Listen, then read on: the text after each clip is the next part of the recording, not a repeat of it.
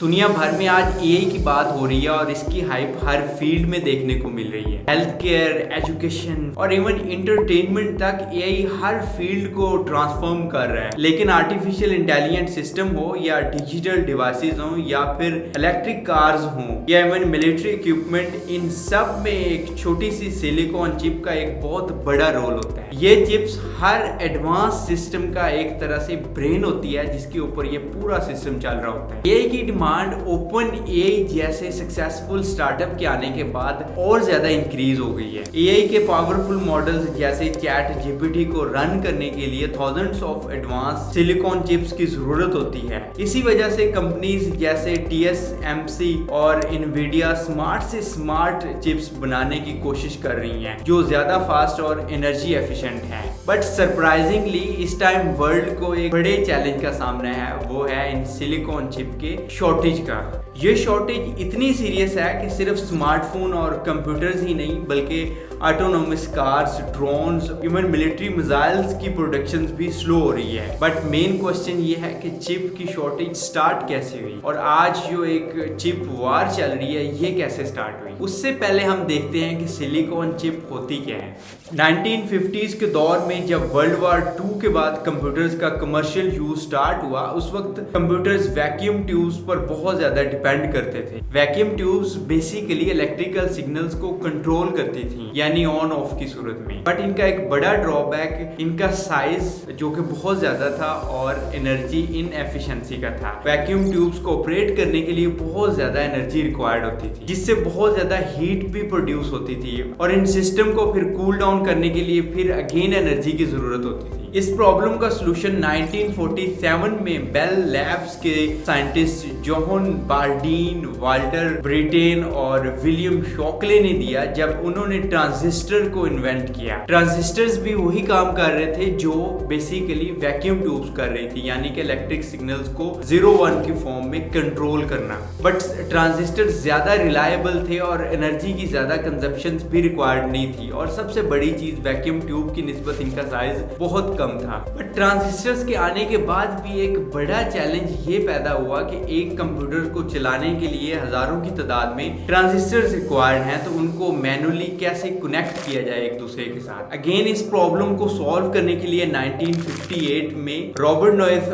और Jack Kilby ने integrated circuit को इन्वेंट किया जिसे सिलिकॉन चिप भी कहते हैं। बेसिकली एक ऐसा तरीका था कि एक ही सर्किट के अंदर आप हजारों के हिसाब से ट्रांजिस्टर्स को ऐड कर सकते थे और ये एक बहुत बड़ा ब्रेक थ्रू था। उसके बाद तो बहुत ज्यादा कंप्यूटर्स बनना स्टार्ट हो गए थे क्योंकि अब कंपनीज के लिए बहुत ज्यादा इजी हो गया था कि वो ज्यादा रिलायबल और ऐसे कंप्यूटर्स बनाएं जिनका साइज कम हो। 70s की दौर में सिलिकॉन चिप के आने के बाद टेक्नोलॉजी की फील्ड के अंदर और दूसरी बहुत सी फील्ड जैसे स्पेस एक्सप्लोरेशन के अंदर भी बहुत ज्यादा डेवलपमेंट होना स्टार्ट हो गई। बट अब भी जो सिलिकॉन चिप की जो मैन्युफैक्चरिंग कॉस्ट थी वो बहुत ज्यादा थी, जिसकी वजह से ज्यादातर ऑर्गेनाइजेशन चिप मैन्युफैक्चरिंग की तरफ आना ही नहीं चाह रही थी। उनका ज्यादातर फोकस जस्ट चिप के डिजाइन के ऊपर था, यानी लेआउट कैसे बनाना है, चिप के अंदर कितने ट्रांजिस्टर्स रिक्वायर्ड हैं, ओवरऑल स्ट्रक्चर कैसे होगा, ये सारी चीजें वो डिजाइन करते थे और किसी ऐसी ऑर्गेनाइजेशन को वो डिजाइन प्रोवाइड करते थे जिनका मेन रोल होता था कि सिलिकॉन चिप्स की मैन्युफैक्चरिंग करना, कि उनको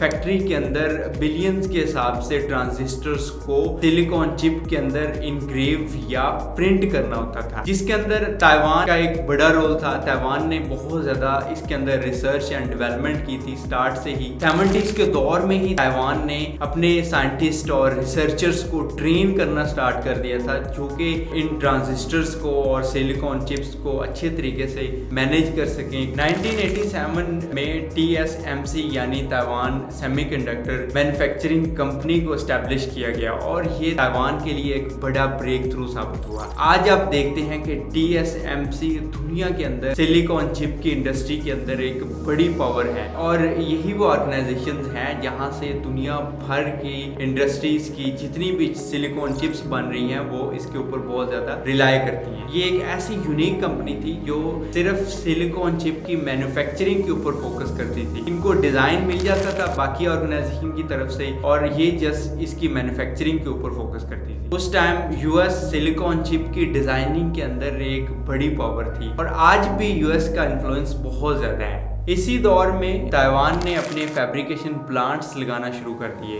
फैब्रिकेशन प्लांट्स जहां बेसिकली चिप्स बनाई जाती हैं, सेमीकंडक्टर इंडस्ट्री का एक तरह से एक हार्ट है। इन प्लांट्स में एक सिलिकॉन वेफर को प्रोसेस करके उस पर बिलियंस ऑफ ट्रांजिस्टर्स प्रिंट किए जाते हैं और आज के टाइम पे एक मॉडर्न फैब प्लांट्स लगाने के लिए 20 बिलियन से भी ज्यादा इन्वेस्टमेंट रिक्वायर्ड होती है। फैब्रिकेशन प्लांट्स का एनवायरनमेंट इतना ज्यादा क्लीन होता है कि डस्ट का एक पार्टिकल जो कि इवन एक नेकेड आई से नजर भी नहीं आता, वो भी इस सारे प्रोसेस को बहुत ज्यादा डैमेज कर सकता है। इसी वजह से इनको बहुत ज्यादा क्लीन रखा जाता है। इसके लिए अगेन एक स्किल्ड लेबर रिक्वायर्ड होती है जिनका एक्सपीरियंस होता है क्लीनिंग के अंदर, और इनका एनवायरनमेंट हॉस्पिटल के एक ऑपरेशन थिएटर से भी ज्यादा जर्म्स फ्री होता है। 1990s के बाद चिप मैन्युफैक्चरिंग इंडस्ट्री के अंदर एक ज़बरदस्त एडवांसमेंट देखने को मिली, जहां 80s में एक चिप के अंदर जस्ट 23,000 तक ही ट्रांजिस्टर होते थे। 90s के बाद even 2 billions of transistors add होना स्टार्ट हो गए। जैसे आज की मॉडर्न चिप्स जैसे एप्पल M4, जिसके अंदर 20 बिलियन से भी ज़्यादा ट्रांजिस्टर्स होते हैं। 2000 के बाद दुनिया के बाकी कंट्रीज को भी ये एहसास हुआ कि ये चिप मेकिंग एक कन्वेंशनल इंडस्ट्री नहीं है, बल्कि ये एक स्ट्रेटेजिक एसेट है। जैसे आज के टाइम पे ऑयल एंड गैस की इंडस्ट्रीज हैं, जिसके पास ये रिसोर्सेज ज्यादा होंगे, का दुनिया के अंदर इन्फ्लुएंस ज्यादा होगा। इसी तरह आप आज के टाइम पे देखते हैं तो चिप मेकिंग इंडस्ट्री भी इतनी ही पावरफुल बन चुकी है और इसकी स्ट्रेटेजिक वर्थ भी इतनी ही ज्यादा है। 2000 के बाद चाइना ने भी इसके अंदर बहुत ज्यादा इन्वेस्ट करना स्टार्ट किया, जिसमें उन्होंने 150 बिलियन तक इन्वेस्टमेंट करने का प्लान बनाया था बाय द एंड ऑफ 2025, जिसका मकसद था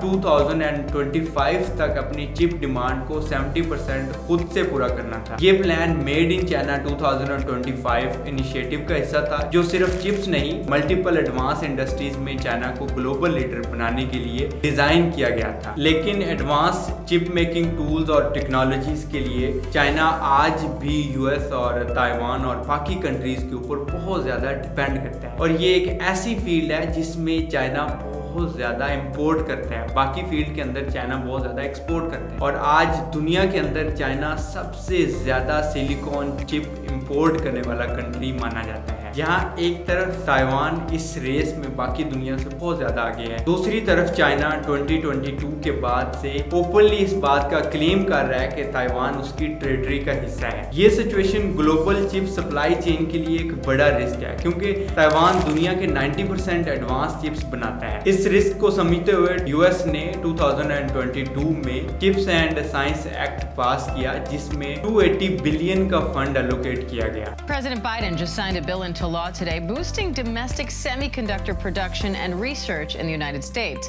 एरिज़ोना में यूएस का हिस्ट्री का सबसे बड़ा फैब्रिकेशन प्लांट डेवलप किया जा रहा है। ये स्ट्रेटेजिक मूव यूएस की बाकी कंट्रीज के ऊपर डिपेंडेंसी कम करने के लिए और डोमेस्टिक मैन्युफैक्चरिंग को बूस्ट देने के लिए है। इसके साथ साथ US with in the country बाकी ऑर्गेनाइजेशन को भी सपोर्ट कर रहा है। इसी के एक एग्जांपल इंटेल, जो चिप मेकिंग इंडस्ट्री का एक लीडर माना जाता था, आज इसको बहुत ज्यादा चैलेंजेस का सामना है। और लास्ट ईयर इंटेल ने कंपटीशन और मार्केट डिक्लाइन की वजह से 10,000 से ज्यादा एम्प्लॉयज को फायर कर दिया था। लेकिन यूएस गवर्नमेंट अब भी इंटेल को बहुत ज्यादा सपोर्ट कर रही है ताकि वो ग्लोबल मार्केट में compete कर सके बाकी ऑर्गेनाइजेशन के साथ। रिसेंटली दुनिया की बहुत सी कंट्रीज ने चिप मैन्युफैक्चरिंग इंडस्ट्रीज के अंदर हैवीली इन्वेस्ट करना स्टार्ट कर दिया है, जिसमें आप यूरोपीय यूनियन को भी देखते हैं कि वो भी बहुत ज्यादा इसके अंदर इन्वेस्ट करती है, जो चिप वार को और ज्यादा इंटेंसिफाई कर सकती है। लेकिन इस इंटेंस कंपटीशन के बीच एडवांस रिसर्च के जरिए नए ब्रेक थ्रू भी एक्सपेक्ट किए जा रहे हैं। इसी के एक एग्जांपल इनवीडिया का